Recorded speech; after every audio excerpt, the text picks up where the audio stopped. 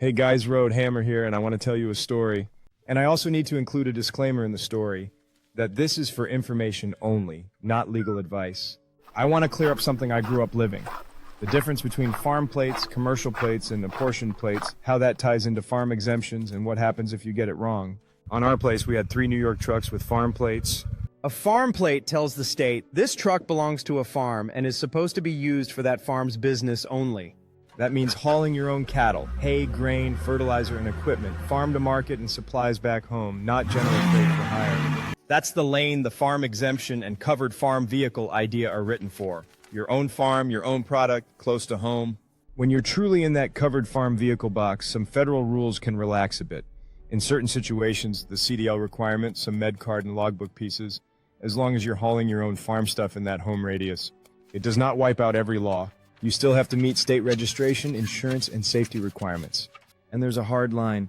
If you're running a farm plate truck and you hook to something you shouldn't, like a placarded hazmat load, that's not a gray area. You get stopped, that truck can be put straight out of service. You don't pass go, you don't collect $200. You're parked until a properly licensed, plated, and equipped unit and driver show up.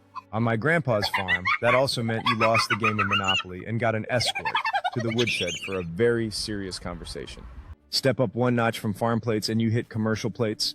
On our farm, those were the short leash trucks Grandpa controlled. A commercial plate is still state registration, but it isn't limited to farm use. You can do broader commercial work with it, including certain local fuel or supply runs, as long as the driver has the proper CDL and endorsements and you stay inside the limits the state sets. Think of it as the middle ground between a pure farm truck and a full interstate rig. That next level is the apportioned plate, IRP or base plate. That's what Uncle Pete had on his Peterbilt 359. An apportioned plate means the truck is registered to run interstate and the fees are spread across the states you run. Legally, that truck is a straight commercial motor vehicle. It can go pretty much anywhere it's registered for, hauling whatever freight you're qualified to haul as long as you have the right CDL and endorsements and you meet hours of service, hazmat, and the rest. Here's how Grandpa used all 3. The farm plate trucks hauled our own cattle, hay, grain, fertilizer from farm to market and supplies back to the farm, and stayed off the placarded fuel loads. That's the classic farm exemption lane. Uncle Pete, with the apportioned Peterbilt, hooked the big fuel tanker and went down to Vestal for gas and diesel. Apportioned plate, placarded fuel, CDL with hazmat, that is full commercial hazmat territory, no farm shortcut. My youngest uncle, Crazy Eddie, ran a truck with a commercial plate. When he went for fuel, it was the same deal.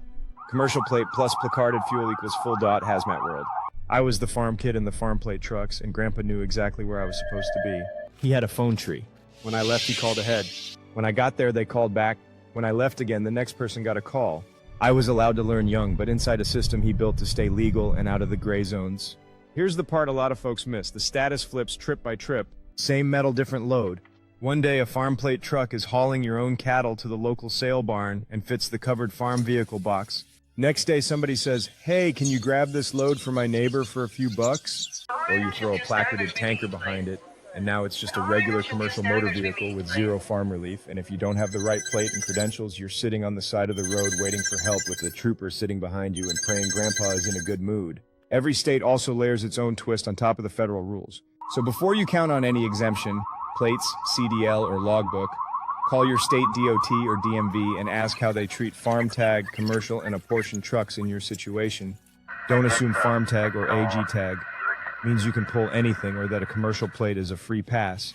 The rules change with the plate and they change again with each load. The exemption switches on and off trip by trip based on what you're hauling, who you're hauling it for, where it's going, and what credentials you actually hold. I hope a chapter out of my life helps the next generation of drivers. Keep it between the mayonnaise and the mustard and the dirty side down. Thank you for watching this video. 73. I'm gone!